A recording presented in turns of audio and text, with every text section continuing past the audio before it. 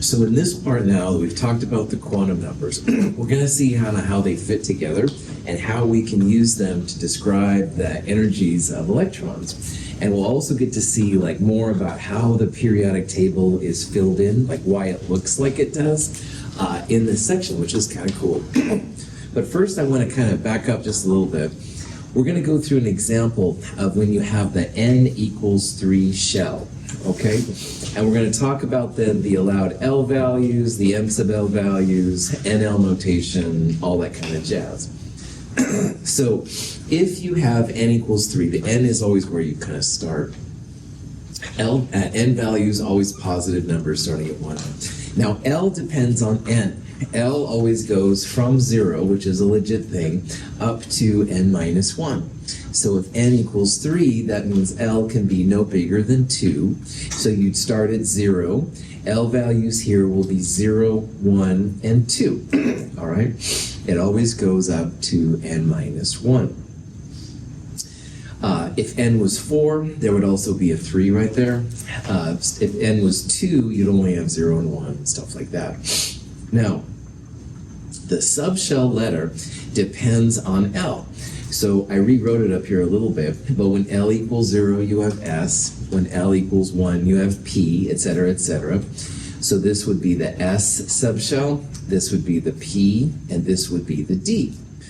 So if you wanted to write then the NL notation for it, you would just take these letters and put the N value in front of it. This would be 3S, 3P, and 3D subshells. Any questions so far? Cool. Now, M sub L depends on the value of L. So each of these values is going to be a little bit different right here. M sub L goes from minus L to plus L, and having 0 is a legit value of M sub L. So if L is 0, minus 0 to positive 0, the only M sub L value will be 0. But if M sub L is 1, then you can go from minus 1 to positive 1. That would be minus 1, 0, plus 1. And L equals 2, minus 2 to plus 2, minus 2, minus 1, 0, plus 1, plus 2. So these are the allowed values of M sub L. And again, we're ignoring n equals 3. We're literally looking at the L value now. So when L is 0, M sub L equals 0. That's the only value. But when L equals 1, minus 1, 0, plus 1. And again, these correspond to the X, Y, and Z orientations as we talked about. And then when L equals 2, there's 5 M sub L values. Those were those kind of four-legged, the clovers, all right, the two figure 8s that were together. That's what they are. Each of these numbers is an orbital. So in the 3s subshell, you're going to have 1 orbital. And in the 3p subshell, you're going to have 3 orbitals, the x, the y, and the z. And 3d is going to have 5 orbitals because there are 5 M sub L values. So it's kind of cool. Lots of patterns when it comes to quantum mechanics. If you're just given n equals 3 and you want to skip to the punchline, how many orbitals there are, 3 squared is the number of orbitals. 3 squared equals 1 plus 3 plus 5, all right? If you want the number of orbitals based on the L value, you can go 2L plus 1. So for example, we saw earlier that when L equals 2, M sub L, 2 times 2 plus 1, 2L plus 1, 5 orbitals. So this is kind of handy. Excuse me. Some people like the patterns, some people like figuring out from the raw numbers, and either way is fine. But it is another possibility for you to think about. Cool. Okay. You can also use what's called the train track method. Now on the right-hand side here, this is n equals 3. And we saw n equals 3, L values are 0, 1, and 2. So that's why it branched into 3. And then the number of tracks here at the bottom represents the number of orbitals. So L equals 0 means M sub L 0, 1 track. But L equals 1, you've got minus 1, 0, plus 1, x, y, and z. That's why there's 3 of them. and L equals 2, M sub L, 5 possible values, 5 possible train tracks. Excuse me. Here's n equals 2. Now, n equals 2 would only have 0 and 1 for L, so that's why there's 1 and 3 tracks. And n equals 1 would only have 1 track, 1 value of L, 1 value of M sub L. Any questions? So the next question then is, how do we use these to start putting electrons in atoms? And this is the big thing that happened with lots of different people. But one of the big people in this, his name was Pauli. And Pauli has what's called now the Pauli Exclusion principle. And it basically says that every electron in an atom has to have its own set of quantum numbers, all right? So for example, if you have 2 electrons in an atom, but you want to invite only one of them to your party and you don't want the other one to find out, it's going to have its own address, all right? And you can use that combination of quantum numbers to get a message to that so that it only affects that one. So it sounds simple, but it's actually pretty profound. It makes every electron different in each atom, which is kind of cool. Now, as a quick review from chapter 2, if carbon has an atomic number of 6, that means it has 6 protons. But how many electrons will that carbon have if it's neutral? 6, that's right, same number, all right? And iron here, number 26, iron 26 protons, if it's neutral, would have 26 electrons. So these blue numbers represent the number of electrons if it's neutral. So iron's 26 electrons, each one of them is going to have its own quantum set of numbers. So electron number 14 is different than electron number 15, for example. So let's see how this all works out. First of all, we'll start at n equals 1 because that's the closest to the nucleus. All right, and that's usually the place that people start. So when n equals 1, L can be no bigger than n minus 1, which only means 0. And M sub L goes from minus L to plus L. M sub L also has to be 0. So there's not a lot of quantum numbers here, except there's also M sub S. M sub S can be positive or negative 1/2. So when you put electrons in the 1s orbital, there are 2 possible electrons that can fit inside them, all right? One will have spin positive 1/2, the other one will have spin minus 1/2. And your first 2 electrons in all the atoms on the periodic table will definitely be going in the 1s orbital. The first one is got to be the positive 1/2. It's a little lower energy than the minus 1/2 against it. When you get to n equals 2, the second train track example, there was a 2s and there were 3 2p tracks. And each one of those tracks is an orbital. And each one of the orbitals can be positive or negative 1/2. So here, over here on the right-hand side, I have the different addresses for the next electrons, all right? The 2s electrons will have n equals 2, L equals 0 because they're s, M sub L of 0, positive minus 1/2. That's good for that one. But when you get to the p's, then you have L of, excuse me, then you have you have M sub L, excuse me, you have M sub L values of minus 1, 0, and plus 1. And each of those combinations can have a positive and a negative 1/2. So what that means is when we get to the p orbitals, they can hold up to 6 electrons.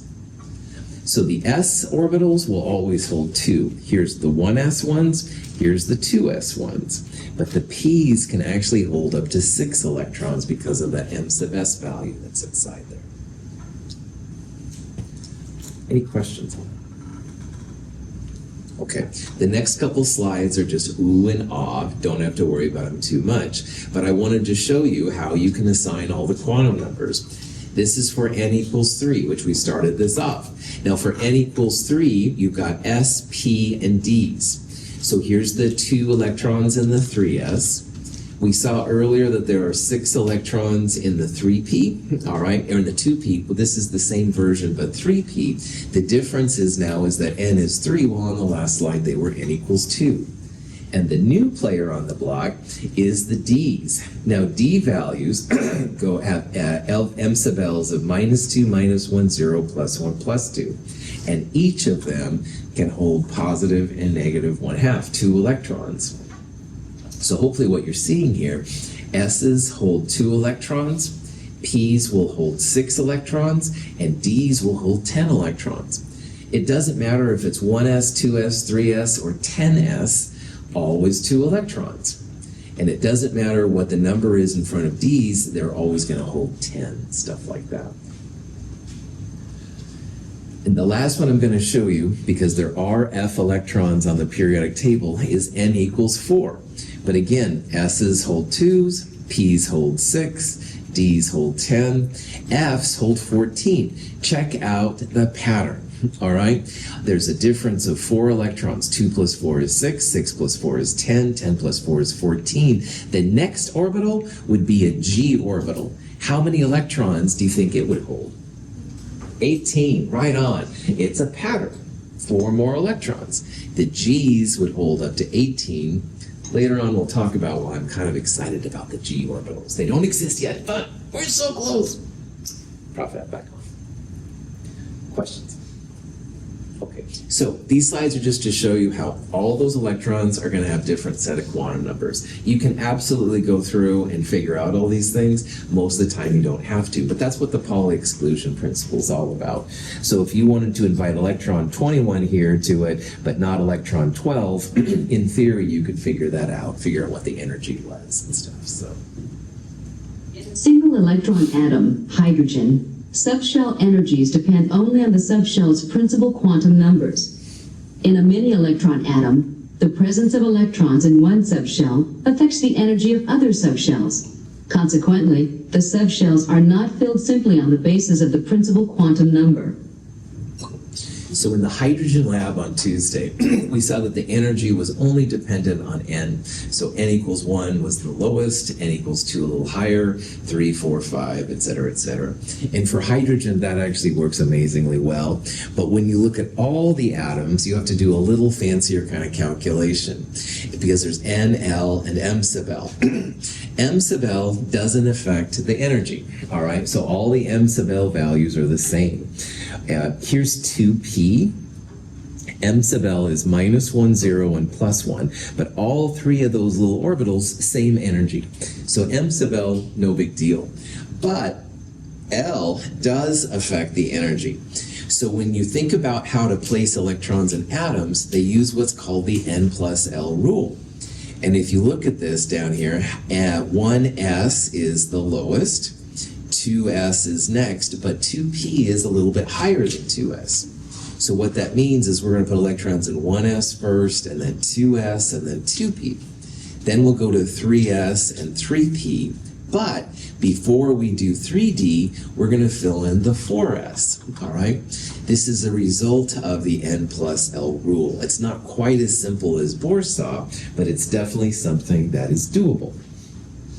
I'm going to show you a picture here in a little bit of what's called an Aufbau diagram. And an Aufbau diagram is a nice way to figure out how electrons go inside atoms. So this is just like Bohr 2.0, all right? Bohr was definitely taking the first step into this field, but now this is Bohr 2.0, the new model. It's N and L, not just N, that affects the energy. Now, there's several ways to figure out the electron filling order, all right, which is going to be important as you start filling out the electrons. I love the Aufbau diagram. And to create an Aufbau diagram, you just start with 1s and you go straight up and you just change the number in front of s. So 1s, 2s, 3s, 4s, etc., etc. Then you go up and over 1 to number 2, and that's where the p's start. So 2p, 3p, 4p, 5p, etc. Then you go up and over 1 to 3d. That's where the D's start, 3D, 4D, 5D. Up and over 1 to the F's, 4F, 5F, 6F. And up and over 1, this would be 5G, for example. And if you draw these diagonal lines, these are the N plus L rule. And so you follow them. So the first line means fill in 1s first. Then you fill in 2s. Then 2p and 3s. Then you go to the next one. 3p, 4s sneaks in before you get to 3d. Then 3d, 4p, 5s, 4d, etc., etc. This is a pretty cool way to figure it out. Bohr and Pauli figured this out in the 20s. Apparently, Aufbau comes from a word which means filling up, I guess. So. But you can also read the periodic table, because the periodic table itself is actually structured around how electrons go in the atoms. So earlier we saw how the period numbers on the far left are kind of equal to the n values, and that's more or less true. But there are some differences. So we saw how 4s gets filled in before the 3ds. So this is another way to figure out how electrons get placed around atoms. The left two columns are called the s block. Put helium over here for this discussion. And these are the s electrons, because remember, s orbitals hold 2 electrons. And then over here on the right-hand side, these are pink ones anyway, these are called the p block elements. So boron is a 2p1, carbon would be 2p2, 2p3. We saw how p's take 6 electrons, 1, 2, 3, 4, 5, 6. 2 electrons in S, 6 electrons in P, 10 electrons in D. So the transition metals, the B groups on our periodic table, for example, scandium through zinc, these are the 3D electrons. So scandium would be 3D1, titanium 3D2. Now notice that 3D is in the 4th period. That's the one disadvantage of this. So if you're filling in, you know these are d orbitals, it's not the 4D because 4D is on the next one. You take the n number and you subtract 1 to get to it. And then down here would be the F blocks. They're the number -2. So there's kind of a gap right there around lanthanum. That's the lanthanides, the first row. And actinide down here, those would be the actinides. It's this number -2. So some people like the Aufbau, some people like reading the periodic table, and honestly, it doesn't matter to me. But knowing that 1s is before 2s, which is before 2p, will be important for the things we're going to talk about. Any questions? Okay, so SPDF, or spectroscopic notation, is the main kind of system we're going to use. And earlier on the blackboard, when I wrote 1s2, 2s2, 2p something, that's what I was using, spectroscopic. The NL notation, that's again the number followed by the letter. So 1s would be n equals 1, L value for s is 0, all right? The superscript represents the number of electrons. So for hydrogen with 1 electron, the 1s is going to be the first one we're going to fill in. 1s holds up to 2 electrons. We would write hydrogen as 1s1.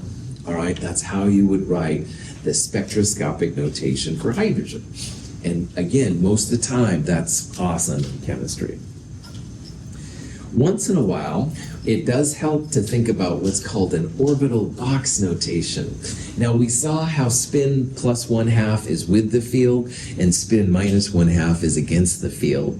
So people will write the electrons as arrows. The green arrow up would be the positive 1/2. The red arrow down would be the minus 1/2. Remember, the spin up, the up arrow always gets put in first and then the down arrow after that. So helium, which has 2 electrons, would be 1s2. That would be the spectroscopic notation. But also here from helium, when you draw the orbital box, you've got an up and a down, a positive 1/2 and a negative 1/2.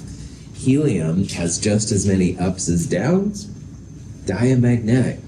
So orbital box can really help out when it comes to if something is paramagnetic or diamagnetic. Any questions? Yeah. So is hydrogen paramagnetic? Yes, well done. Now, we're going to talk more about this in chapter 4, but one of the diatomics tests was hydrogen. Have no fear of ice clear brew. And hydrogen, H2, becomes diamagnetic because you have an up arrow hydrogen with a second down arrow, and the H2 molecule, it actually does cancel out. But if you have individual hydrogens, yeah, don't breathe it in. First of all, hydrogen is flammable and does all kinds of weird things, but yeah, it's paramagnetic. It could mess with us pretty bad. Good observation. Other questions? Okay, so what I'm going to do now is just go through a couple elements. We'll talk about how to write the spectroscopic notation. I'll show the full orbital box notation. Orbital box is really great for the magnetism, paramagnetic and diamagnetic. But most of the time, just the spectroscopic stuff works really well. So good old lithium. Lithium is number 3 on the periodic table. That means 3 protons. 3 protons in neutral lithium means 3 electrons. So orbital box, well, let's do spectroscopic first. 1s is the first one. S's always hold 2 electrons. They can't hold more. Less is okay, but they can't hold more than 2. So because lithium has 3 electrons, the first 2 are going to go in 1s. We then go to the next one, 2s. We're going to put that third electron there. So we would say that lithium is 1s2, 2s1. Now, if you draw it out in an orbital box, the 1s is filled up and down. Lithium, like hydrogen, the test said, lithium also has an unpaired electron to it. So this is orbital box. 1s2 is filled, 2s has 1 electron by itself. If there's even 1 electron by itself, that makes it paramagnetic. So pure lithium is paramagnetic. It's got an unpaired electron. If you go one more electron to beryllium, beryllium has 4 protons, and then neutral beryllium would have 4 electrons. First 2 electrons always go in 1s. S's always hold 2 electrons. So the next 2 electrons are going to go in 2s. So beryllium would be 1s2, 2s2. Sometimes these configurations can go on for a while. You can always add up the superscripts to get the total number of electrons. So if you kind of forget where you are, and I'll be honest, this happens to me once in a while, I'll count the superscripts and say, oh yeah, 2 plus 2, 4, we're at beryllium. Anyway. Orbital box, first 2 electrons, 1s2, so 1 is up, 1 is down. 2s2, 1 is up, 1 is down. So every up has a down. This one is diamagnetic, all right? Lithium had 1 up without a down. That's why it's paramagnetic. Even 1 unpaired electron will do it. But if every up has a down, diamagnetic. Prof hat off. If you have to guess on the magnetism, guess paramagnetic, because there's a lot more paramagnetic atoms than there are diamagnetic atoms. But that being said, like Tess just asked about hydrogen, sometimes there's other things that make them diamagnetic. But on these kind of problems, if you have to guess, a lot more paramagnetic than diamagnetic. Boron, number 5. Boron has 5 total electrons. Now on the Aufbau diagram, we're going up and to the left. 1s2 fills up that one. 2s2, like beryllium, fills up that one. So there's going to be 1 electron in the 2p. Now p's have 3 orbitals. Each one of those boxes is an orbital. And each orbital holds 2 electrons. So 2p1, boron is going to have 1 unpaired electron. It's also paramagnetic. We'll refer to it as 1s2, 2s2, 2p1, stuff like that. Okay. Any questions on this? People usually do pretty good on this, but if you have questions, of course, let me know. I'm happy to help. Keep going. Carbon, DNA, woo, carbon dioxide. Anyway, number 6, root 4a, all that kind of jazz, no problem. Number of electrons equals atomic number if it's a neutral atom. 1s2, 2s2, just like beryllium. Now it has, though, 2p2. Now here's where there's a little bit of a twist.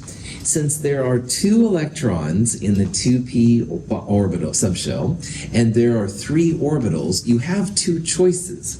You could take both electrons and put them together. So you'd have a spin up and a spin down like that one. Or you could have them each in their own orbital first. And what happens is each electron wants its own orbital first. If there's no more room, then you can start pairing things up. And this is what they refer to as Hund's rule. And Hund's rule just says, put each electron in its own orbital, in its own box, until there's no more space. Then you start pairing them up. Because putting negative energy next to another negative energy, even if they're opposite spin, does take a tiny bit of energy. It's like 10 to the minus 19th joules. It's not a lot of energy, but it is some energy. So Hund's rule just means put each electron in its own orbital, then start pairing them up when there's no more room.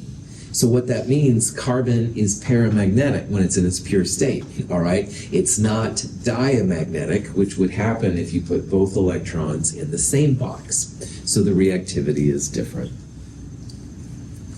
Any questions? Nitrogen cycle, blah, blah, blah, has 7 total electrons. It's in group 5A. 1s2, 2s2, like beryllium. 2p3 means each electron is in its own orbital, all right? So it has 3 unpaired electrons. It is definitely a paramagnetic atom. Oxygen has 1 more electron than nitrogen, so we're going to have the same electron configuration as nitrogen plus an electron. And notice what happens. One of those electrons pairs up one of the odd electrons here.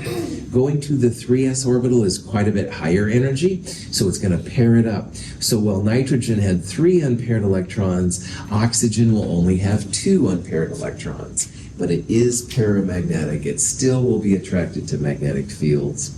1s2, 2s2, 2p4. Let's keep going. Fluorine has 9 total electrons. It'll be oxygen plus 1. So 1s2, 2s2, just like oxygen, and instead of 2p4, 2p5. That other electron is also pairing up one of the unpaired electrons. Fluorine is still paramagnetic, but it only has 1 unpaired electron. Oxygen had 2, nitrogen had 3 unpaired electrons. Okay? Again, you can add up those superscripts to tell how many total electrons you have, stuff like that. Neon is the end of that row, end of the second period. 10 electrons total, 1s2, 2s2. But now it has a filled 2p6 part, all right, all the individual pieces up and down. So neon is diamagnetic, not attracted to magnetic fields. Neon is pretty inert, pretty hard to make it do anything, to be totally honest. At this point, we've reached the end of the second period. So notice here how at the end of the second period, neon, as well as helium, if you look back in your notes, and beryllium, those were the only ones where every up electron had a down electron. So there were 3 diamagnetic atoms, and all the rest of them were paramagnetic. So that's why I say if you have to guess, all right, guess that it's paramagnetic. Here you can see Hund's rule, each electron in its own box first, then you start pairing them up when there's no more room, and then finally you get them all filled in. Any questions? Aluminum is a little bit past neon. Aluminum has a total of 13 electrons. So again, to do aluminum from an Aufbau, the first 2 electrons go in 1s, the next 2 electrons go in 2s. P's hold 6 electrons, so 2 plus 2 plus 6 is 10, that was neon. 2 more electrons can go in 3s, that's 12 electrons, and the last electron will go in 3p. So this would be 1s2, 2s2, 2p6, 3s2, 3p1, all right? And like the other one, most of the other ones so far, aluminum is paramagnetic. However, notice how these electron configurations are getting longer and longer. And I'm a lazy chemist, I admit it. So what people will do sometimes is they'll use what's called noble gas notation. 1s2, 2s2, 2p6, that's neon. So what they'll do, instead of writing that out, they'll put neon in square brackets and then everything else past it.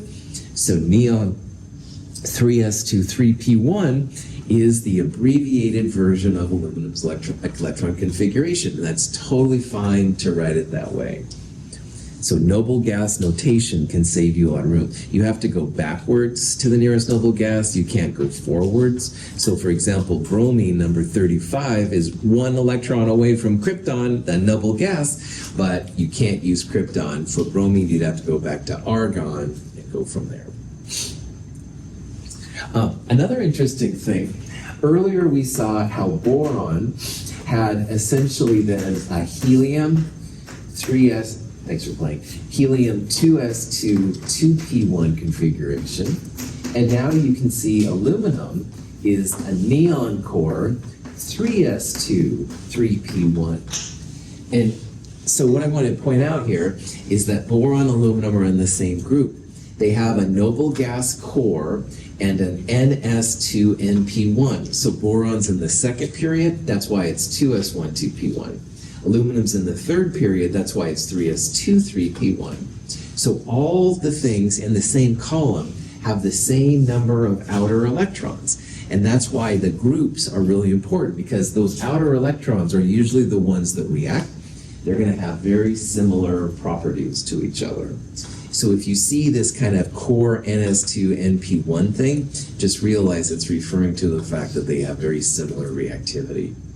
So boron, aluminum, gallium below it, indium, thallium, they all have very similar reactivities. Not quite the same, but very similar. Some of them will have some d electrons. We'll see that in a little bit. Okay, phosphorus is 2 electrons after aluminum. It has 15 total electrons. So from 3p1, we're going to add 2 more electrons to make it 3p3. 1s2, 2s2, 2p6, 3s2, 3p3. Use noble gas core, all right? Neon 3s2, 3p3 is a lot easier. Again, notice we're putting each electron in its own box, a la Hund's rule, very paramagnetic. And just like with aluminum and boron, everything in group 5 is going to have a similar electron configuration. Those outer electrons will determine a lot of the reactivity. That's why the chemists like knowing what the groups are. Okay, so we saw aluminum, we saw phosphorus. Let's now talk about chlorine. Now, aluminum was number 13, phosphorus number 15, chlorine is 2 to the right, number 17. So the question is then, which would be the electron configuration for chlorine? Well, like with phosphorus, you'd want to start with 1s2, 2s2, 2p6 would get you to neon. So it's going to have at least that many. 3s2 would get you to magnesium. And then if you count up the electrons, thanks for playing, chlorine has 5 3p electrons. Now how I know that, the right-hand 6 columns, that's the p block. And chlorine is in the third period. So that means that all of these last electrons are going to be 3p electrons. So aluminum was 3p1, silicon would be 3p2, phosphorus 3p3, and over to chlorine 3p5. So chlorine's going to have a 3p5 configuration. And again, what you could do is add all these superscripts together to get 17, which is chlorine's number. That would be fine too. Questions? All right. So it's going to be important in this next section to know where the different kinds of metals and nonmetals are. And this isn't the world's best periodic table here by any means, but if you look kind of carefully, the left 2 columns, and helium should be there, and the right-hand 6 columns are a little bit blue and a little bit pink. And those are called main group elements, all right? And the main group elements have a different kind of reactivity than the transition metals, which are these right here. And the transition metals, the D groups, or in the middle, are different than the lanthanides, the top group, and the actinides, the bottom. And one of the main reasons why they're different, the S block here, these are filling in S electrons. And these over here are filling in p electrons. The transition metals in the middle, we're going to see, they're filling in d electrons. And d electrons kind of have their own vibe, their own jam going on, makes them a little bit different. And they're different from the lanthanides and the actinides, which are filling in the F block. So one reason why there's all these different orientations is just how the electrons are placed in. S's and P's are more predictable. That's why they're called the main group elements usually. Transition metals, lanthanides, actinides kind of have their own thing going on. It's all about what electrons are inside the atom. A d electron will react differently than a p electron, for example. Question? Okay. So transition metals, lanthanides, and actinides will always have some kind of noble gas core. They'll have some kind of ns electrons, and they'll have n-1d. Now, I'm sure that's as clear as mud. So let's talk about scantium real fast. Scantium, if you go backwards, is going to have an argon core. Argon then, and it's going to have 2 electrons here. This is an s block, and it's the 4th period. So to get to calcium, it would be 4s2. And then scantium begins the Ds. And if you look back on the reading the periodic table, or if you look at my Aufbau, after 4s comes 3d. So the reason it says n-1d, or up there it says n-1d, it's this number minus 1. Scantium begins the 3d electrons. So scandium would be 3d1, titanium 3d2, etc., etc. That's how you figure out the transition metals. The lanthanides and actinides, it's the period number -2. They get really weird. But anyway, they're totally doable. You just kind of, whoops, I didn't fill in enough pieces here. 4D, 5D, 6S, and then 4F. So to get to the 4Fs, which are the lanthanides, you first go through 6S, then you hit 4F. And that's why it gets kind of weird. So let's talk about some electron configurations. I'll just show this kind of more interesting. Here's good old potassium. Potassium would be 1s2, 2s2, 2p6, 3s2, 3p6, 4s1. Let's call it argon, noble gas core, 4s1. That's a lot easier. Calcium, 1 more electron would be 4s2. But now here's scantium, the first of the transition metals. This is the first one with a d electron. So instead of saying it's like 4d1, 3d comes before those guys, 4s2, 3d1. Titanium, used in airplanes, 4s2, 3d2. Vanadium, 4s2, 3d3. But check this out. Chromium is one of my favorite elements, but it doesn't follow the rules. Instead of being 4s2, 3d4, chromium is a 4s1, 3d5. It's breaking the n plus L rule. And when you look at this enough, copper is another exception. Now, this is breaking my beloved Aufbau diagram. It's breaking the n plus L rule. And I'm going to be totally honest, chemists haven't figured out why chromium and copper and a couple of other metals don't follow n plus L rule. Most of them do really, really well, but a couple of them break it. So that's why there's still work left to be done in chemistry, all right? Not all of it has been figured out. There's still a lot of things that people need to figure out. Maybe one day we'll talk about the Jasmine rule, and it'll be explaining why chromium and copper are weird and all the rest of them follow the n plus L rule. So it just shows that this is the current state of research. It's not perfect yet. On quizzes and exams, if you wrote chromium as 4s2, 3d4, the predicted thing, that's fine, all right? But do know that there are some weird exceptions out there. I can't explain why they're there, and you shouldn't have to explain either. Questions? Now, you can also make an ion of a metal, and they're pretty easy when you think about what the electrons are. Now, an anion is a negative ion. So this is an example of taking phosphorus and making it what's called phosphide. Phosphide has an extra 3 electrons, so it's phosphorus minus 3. So here's the electron configuration for phosphorus we saw earlier. 1s2, 2s2, 2p6, 3s2, 3p3. If you add 3 electrons, you want to add them to the lowest unoccupied orbital. And as we saw, each of those orbitals has a space. They would be all spin down. So phosphide, 1s2, 2s2, 2p6, 3s2, 3p6. So phosphide, we can predict the electron configurations. Just put those extra electrons in the lowest space possible, all right? And also notice how phosphorus, which was paramagnetic, 3 unpaired electrons, went to a diamagnetic thing. Adding electrons or taking them away often makes the paramagnetic parts diamagnetic, which is pretty weird. If you want to make a cation, a positive ion, you take away electrons.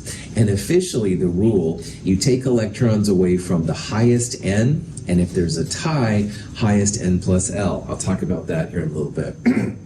In this case, this is aluminum. It had a neon core 3s2, 3p3.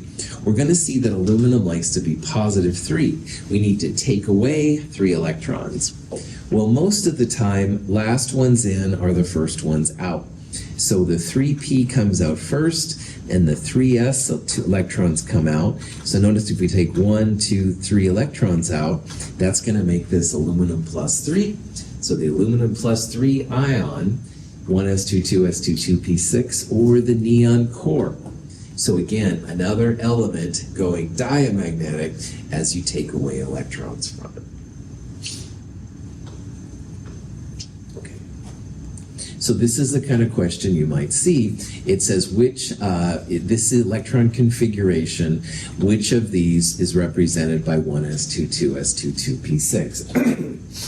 And depending on if it's positive or negative, I would start with the neutral atom and then take away or add electrons.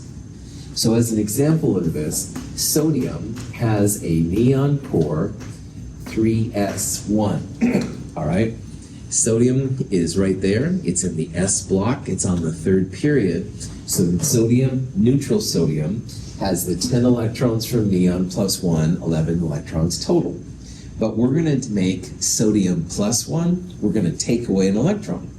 And most of the time, the outer atom, the last electrons in are the first ones out. This electron is gone. Sodium plus will have 1s2, 2s2, 2p6, which is this electron configuration right here. All right, so it might be tempting to say, oh yeah, sodium's got it. However, oxygen, we saw earlier, 1s2, 2s2, 2p4. I don't remember that, Dr. Russell. No problem. This is the p block.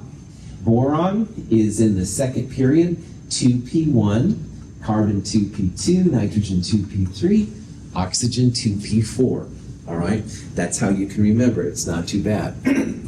Now, we're not talking about oxygen, though. We want oxide, which has 2 extra electrons. We're going to put those electrons in the lowest space possible. So 2p4, using my strange half arrows, would be 1 up, 1 down, 1 up, 1 up, 2 spaces left. So the 5th electron and the 6th electron, we'll pair those up. You're going to go from a 2p4 to a 2p6, same as sodium. So when you figure all of these out, they are all 1s2, 2s2, 2p6. Sodium, you took away 1 electron to make that neon core. Oxygen, we added 2 electrons to make the core. Magnesium, we had to take away the 3s electrons to make it neon. And of course, neon has 1s2, 2s2, 2p6. Sometimes people say the noble gases are the cool kids in the back of the bus because a lot of the ions that the atoms make will have a noble gas configuration. Questions? All right. If you have a transition metal, there's one little twist which we need to talk about. So this is an example of going from iron, neutral iron, to iron plus 2, and then iron plus 3. Now, all of these irons have an argon core, and I'm not going to show those. The 4s2 is filled in first, and then you start putting the 3ds. So to figure out the 3ds in iron, which is number 26, scantium is 4 minus 1, the 3d1, titanium 3d2, 3d3, 3d4, 3d5, iron is a 3d6. So if you write out the 3d6, Ds have 5 orbitals, 1, 2, 3, 4, 5 individual electrons, and one that's paired up. So this is the electron configuration, except for the argon, of neutral iron. Now, if you make iron plus 2, you have to remove 2 electrons. But you have a choice here. You could take it from 4s, or you could take it from 3d. And the official rule, you take it away from the highest n value first. So n of 4s, is higher than n of 3d. So the first 2 electrons are coming out of the 4s. Now notice that this is not last electrons in, first electrons out. If you have a higher n, they're going to come out first before you do the lower n. So iron plus 2 is not a 4s2 3d4, it's a 3d6. The 4s electrons are out. Cool. If you make iron plus 3, another electron gone, then you start taking away electrons like normal. So taking away one more electron, you'll take away one of the paired electrons. Iron plus 3 would have 5 unpaired electrons. This would be much more interested in magnetic fields, more unpaired electrons, than these would with only 4 unpaired electrons. Questions? Okay. Excuse me. These become super important when it comes to metals, because some metals, when you start losing the electrons, will be diamagnetic, but most of them become really, really magnetic. The more unpaired electrons you have, the more paramagnetic, the more interested in magnetic fields they can be.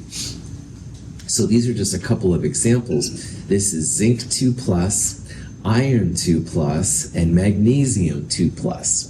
And they're all transition metals. They all have positive 2, but when you do the electrons, zinc 2+ is actually diamagnetic, doesn't interest magnetic fields at all. On the other hand, we saw iron plus 2 had 4 unpaired electrons, manganese plus 2 has 5 unpaired electrons. So 5 unpaired electrons would be more into electrons than just 4 unpaired electrons or no unpaired electrons.